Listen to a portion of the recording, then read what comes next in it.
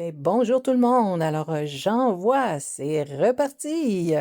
Et oui, ce beau mois de janvier, hein, particulièrement pour les podcasteurs de l'Académie du podcast, c'est un moment vraiment important, c'est un moment magique, c'est un moment fascinant, c'est un moment plein d'effervescence.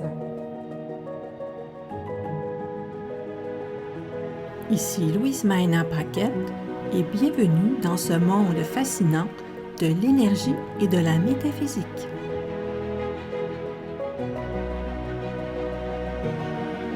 On en est à la 2e année du J'envoie, un moment qui a été lancé par l'Académie du podcast, Marco Bernard et son équipe.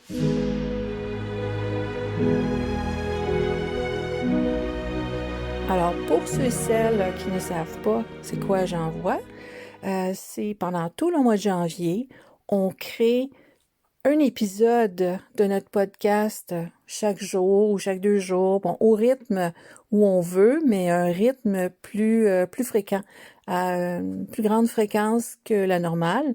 Et on suit chaque jour les thèmes imposés. Donc, ça nous permet de vraiment aller faire travailler notre créativité, de s'épanouir justement dans les idées de contenu.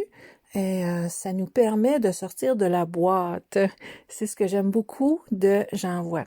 Donc, pour le 1er janvier, le thème, les célébrations. C'est sûr que on ne peut pas passer à côté de ça.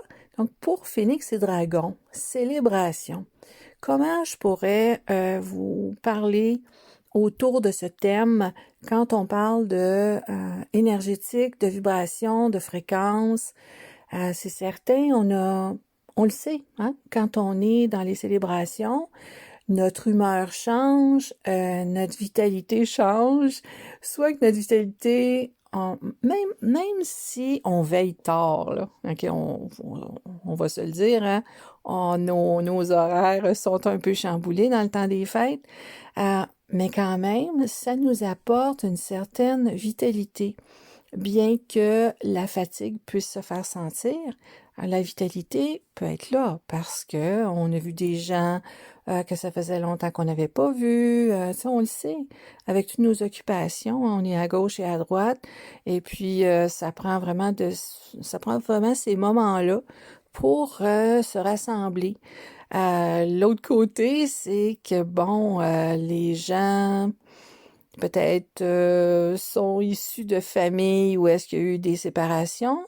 D'un autre côté, ça peut être aussi, bon, les enfants avec leur conjointe. Ben là, on multiplie les célébrations, on les multiplie. Donc oui, ça prend un ajustement, ça prend une ouverture d'esprit, hein, une ouverture de disponibilité, parce que, bon, la veille de Noël, ben peut-être qu'elle peut se fêter 2-3 jours avant, 2-3 jours après, à cause justement de ces variantes dans les multiplications de célébrations. Quand on parle de couples qui sont séparés, exemple, bon, c'est pas toujours, je vais aller à Noël chez maman, puis je vais aller au jour de l'an chez papa. Ça peut être l'inverse, comme ça peut être, ouais, mais moi, je veux bien aller chez maman à Noël, chez papa au jour de l'an, mais il faut que je pense que chez ma belle-mère ou mon beau-père, c'est, oups, là, faut faire un choix. Donc, c'est quoi? On met les noms d'un chapeau et puis on décide chez qui on va aller. Fait que ça peut se traduire facilement par un minimum de 4 lieux de célébration. Puis là, j'ai pas pensé aux grands-parents, mais c'est ça aussi, c'est une réalité. Donc, on est rendu un peu comme les Asiatiques qui commencent à célébrer au moment du solstice d'hiver, puis qui ont des fêtes, mon Dieu, quasiment jusqu'à la fin février, même jusqu'au printemps, jusqu'au mois de mars, là. Bref, je connais pas les dates exactes, mais ils ont beaucoup de célébrations une après l'autre. Donc, nous, ben, on se retrouve avec un ajustement obligatoire, un ajustement obligé, mais en même temps, si on le regarde d'une façon agréable, une façon positive, ben mon Dieu, ça nous permet de rencontrer beaucoup plus de gens différents et il peut avoir un avantage parce que justement, dans ces rencontres, ça nous permet de nous renouveler, ça nous permet de rafraîchir nos énergies, hein. C'est ce qui fait qu'on vit en société. Quelqu'un qui est isolé va souvent avoir moins d'énergie, hors tout, que quelqu'un qui va vivre dans un environnement favorable, avec des gens qui sont agréables. C'est sûr que des fois, on va se dire, bon, on est mieux de vivre seul que d'être mal accompagné, ça c'est clair. Ça nous amène aussi à être plus conscient du bon timing. Le bon timing, est-ce qu'on est obligé de célébrer le nouvel an, le 31 dans la nuit à minuit? On peut célébrer aussi le premier, on peut le célébrer le 2, le 3. Donc, ça demande un ajustement. Donc, vibratoirement parlant, ça nous permet de sortir de la boîte conventionnelle d'une date fixée par quelqu'un X un jour qui a décidé qu'on suivrait le calendrier grégorien. Bon, le calendrier grégorien a été proposé, appliqué, adopté. Je devrais plutôt dire proposé, adopté et appliqué. Maintenant, tout le monde le suit.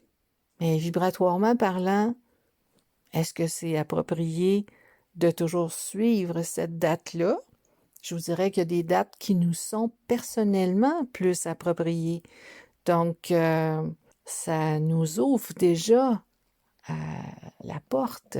Ça déloge les œillères, hein, de devoir célébrer que le 31 au soir pour la nouvelle année. Et ça nous ouvre les yeux sur la réalité d'aujourd'hui que, oui, on peut assister à plusieurs parties. Ça, c'est le côté avantageux, hein? Au lieu d'avoir, c'est le fun de se rassembler puis d'être, moi je me souviens, chez mes parents, tu sais, les parties de Noël du jour de l'an, on était 75-80 là, avec, c'est ça, les cousins, les cousines, tu sais, c'est des familles quand même 5-6 enfants par oncle et tante. Nous autres, on était la petite famille, là, à 3, tu sais. Mais tout ça pour dire que c'est le fun d'avoir des parties comme ça où est-ce que tout le monde se rassemble. Puis, c'est quoi l'avantage d'aujourd'hui? L'avantage d'aujourd'hui, c'est qu'on peut avoir des célébrations avec moins d'invités, mais plus de célébrations. Fait que ça nous ouvre à réagencer, s'ajuster dans c'est quoi un moment de célébration.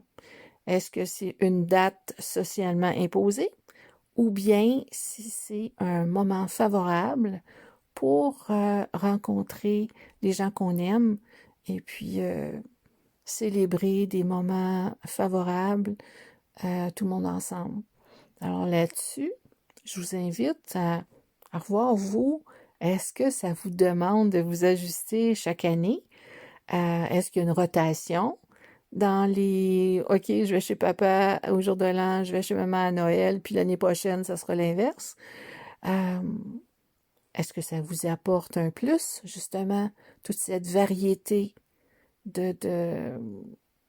d'organisation? Ben, je vous dirais que moi, ça m'apporte une variété une variété de célébrations, une variété aussi dans la rencontre de gens, puisque comme il y a plusieurs célébrations, ça nous fait rencontrer des gens différents qu'on rencontre vraiment pas au courant de l'année. Fait que, pourquoi pas? Hein? Pourquoi pas? C'est ça aussi, vivre en société. Alors, je vous souhaite une super année 2023. Et puis, que la santé soit avec vous, la joie, le bonheur, l'ajustement, la fluidité, la prospérité. Beaucoup, beaucoup, beaucoup d'amour. en 2023. Beaucoup de conscience aussi. Parce que bon, période 9 s'en vient, c'est plus que s'en vient, et c'est déjà là.